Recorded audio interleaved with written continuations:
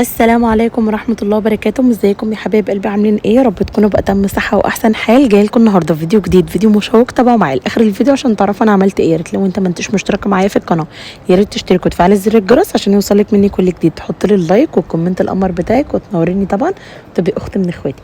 بحبكم جدا، احلى اخوات في الدنيا كلها. يا صباح الجمال على عيونكم يا حبايب قلبي، بجد وحشتوني جدا جدا جدا جدا من اخر فيديو انا نزلته. وانا متشوقه جدا ومتحفزه جدا ومتنشطه، وقايمه بقى عامله لكم النهارده الفيديو هيبقى كله في المطبخ، مش هنطلع بره المطبخ خالص.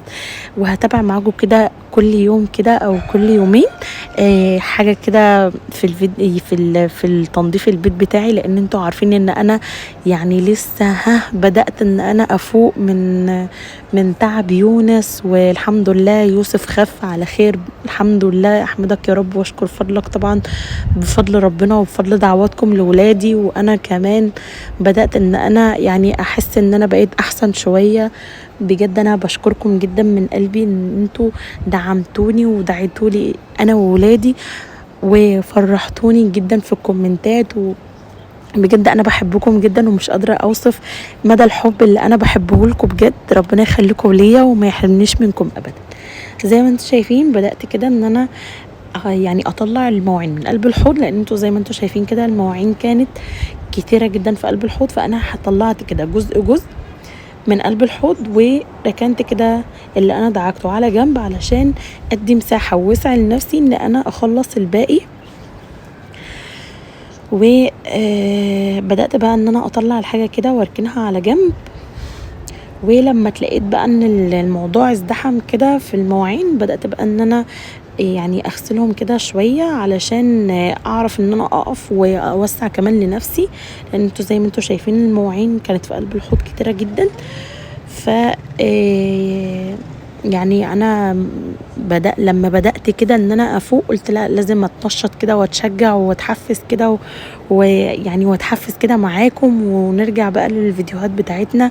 الحمد لله قدر ولطف في الكام يوم اللي فاتوا دول، الحمد لله ان هم يعني خفوا على خير. وانا الصراحة يعني لما الولاد عندي بيتعبوا انا كمان بتعب من التعب بتاعهم. يعني لما الواحد كده تلاقي الطفل يعني كان بيلعب كده قدامك وعمل دوشة وصداع وهرجلة ومش عارفة ايه، وفجأة تلاقيه كان كده وقعد، تقولي لا ده في حاجة حصلت، لا انا مش متعودة عليه كده، لا لا لا يبقى في حاجة فعلا. انا وولادي الاتنين يعني الحمد لله كان يا رب ما يكتبها على حد ابدا. انا ولادي الاتنين حرفيا كانوا تعبانين جدا، وانا شرحت لكم ده في الفيديوهات في الفيديو اللي فات ان هم كانوا حرفيا متدمرين. وانا كانت برضو نفسيتي كانت تعبانه جدا بسبب ان هم تعبانين.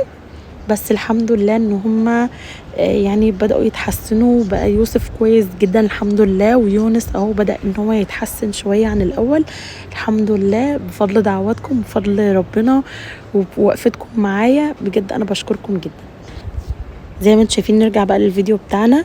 الطبق ده دلوقتي حرفيا هيقع من ايدي وهيكسر زي ما انتم شايفين كده. الحمد لله قدر الله ما شاء فعل ان هي اجت في حاجات بسيطه ما بتجيش في يعني فينا او في الفولاد. الحمد لله ان هي اجت على قد كده. نرجع بقى نكمل الفيديو. هكمل بقى بقيه المواعين بقى اللي انا عملتها كده، لان انا خفت لان يعني ان حاجات تتكسر تاني. فانا يعني ظبطت كده الدنيا وبدات بقى ان انا اخف كده من اللي حواليا، وبدات بقى ان انا احط الحاجات اللي هتتصفى على الصينيه كده، وبدات ان انا اغسل بقى بقيه الحاجه اللي موجوده كده في قلب الحوض. هو ما كانش كتير، كان فنجان كده وكوبايه والكنك بتاع القهوه، لان انتوا عارفين ان انا مدمنه قهوه، ما ينفعش يعدي اليوم عليا كده من غير ما اعمل فنجان القهوه بتاعي. وكمان التعب اللي انا كنت فيه الايام اللي فاتت، وكنت كمان سهر والصداع والكلام من دوت، الحمد لله انا خفيت الكلام من ده، خفيت السهر جدا، وحسيت ان انا الصداع خف شويه عندي، لان انا كنت بسهر بسبب التعب اللي كان عند ولادي، لان هم ما كانوش بينيموني نهائي خالص. فالحمد لله ان هم بقوا كويسين كده، وانا كمان نفسيتي اتظبطت واتحسنت عن الاول وبطلت السهر الحمد لله. هبدأ بقى ان انا اغسل كده المعالق بتاعتي، لان دي خلاص دي اخر حاجة في قلب الحوض عندي.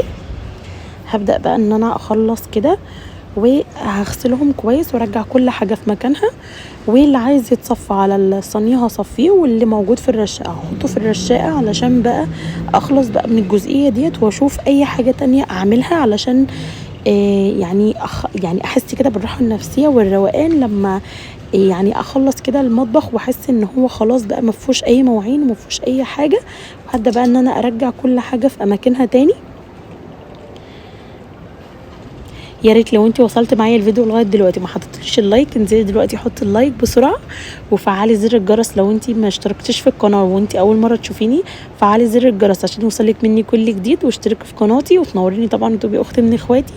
وقولي لي رايك النهارده في الكومنتات اول ما انزل الفيديو. مستنيه الكومنتات بتاعتكم الجميله اللي بتشجعني وبتحفزني، عشان كده اقوم انشط كده واتشجع واقوم اخلص لكم كده بقيه الروتينات بتاعتي الجميله. وفي كمان هتتابعوا معايا فلوج قريب جدا، لان انا حابه كده ان انا ما عنتش حابه ان انا اقعد في البيت واعمل لكم روتينات في البيت. لا، عايزين بقى نقعد بقى بره ونخرج واخدكم معايا كده جوله بره البيت. ان شاء الله تابعوا معايا الفيديو ده قريب جدا، وهشارككم معاكم باذن الله. زي ما انتم شايفين كده البوتاجاز معلهوش اي حاجه غير شويه كده حاجات بسيطه. فانا برضو انتوا عارفين ان انا موسوسه من بين الحوض واي حاجه استلس عامه، انا ببقى موسوسه فيها جدا، ما بكونش حابه ان هي تكون عليها حتى لو نقطه ميه. شوفوا نقطه ميه، ما بحبش ان الاستانلس بتاعي البوتاجاز بالذات والحوض ما بحبش ان هو يكون عليه اي حاجه. بحبه كده يكون يلمع كده من قدامي، والاستانلس كده اشوفه زي المرايه، اشوف نفسي فيه الصراحه. زي ما انتم شايفين كده بدأت ان انا اشيل كده الصابون من على البوتاجاز بتاعي، وهرجع كده الحوامل زي ما كانت تاني. وانا كده خلاص خلصت من البوتاجاز. قلت بقى اعمل ايه؟ فنجان القهوة بتاعي، لان انا يعني قلت كده اما اشارك معاكم وانا بعمل كده فنجان القهوه، عشان الولاد ساعتها كانوا لسه نايمين. فقلت انتوا عارفين طبعا لما بلاقي ان الولاد عندي نايمين بعمل كده شويه قهوه مع نفسي، يعني اروق كده دماغي شويه.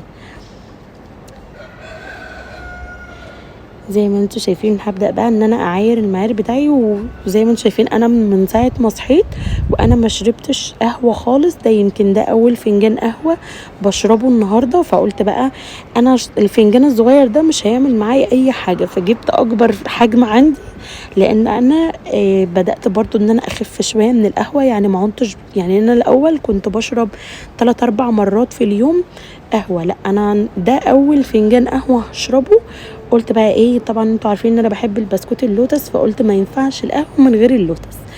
طلعت بقى شربت الفنجان بره وخلاص بقى خلصت، ودخلت بقى على المطبخ علشان بقى اكمل بقى التنظيف بتاعي. قلت بقى ما كسلش، عشان انا لو قعدت وكسلت يبقى مش هعمل حاجه، فانا عايزه اكمل اللي انا بدأته. قمت جبت كده شويه ميه وكلوريكس الوان، وبدأت ان انا ادعك كده في البلاط بتاع الارض بتاعي، وبدات ان انا ادعكه كده بالمقشه بتاعتي، وجبت شويه ميه كبتهم. لان انا بحس ان ده الانتعاش بالنسبه لي، ان انا انضف كده التنظيف الصح. اجيب كده الكلوريكس الالوان بشويه ميه واقعد كده ارغي بالمقشه بتاعتي، ده الانتعاش بالنسبه لي. جبت بقى المساحه ديت وبشيل بقى كل الميه اللي عندي كده في المطبخ، بوديها بقى على الحمام. وكمان عملت الحمام بتاعي، قلت بقى ايه يعني اكمل بقى اللي انا بدأته. جبت المساحه الميكروفايبر دي علشان امسح بيها اي ميه مبقيه او اي حاجه موجوده. وخلاص كده يا بنات، ده الشكل النهائي للمطبخ بتاعي. لو انت تابعتي معايا الفيديو للاخر ما تنسيش بالاشتراك واللايك والكومنت. بحبكم جدا، تصبحوا على الف خير.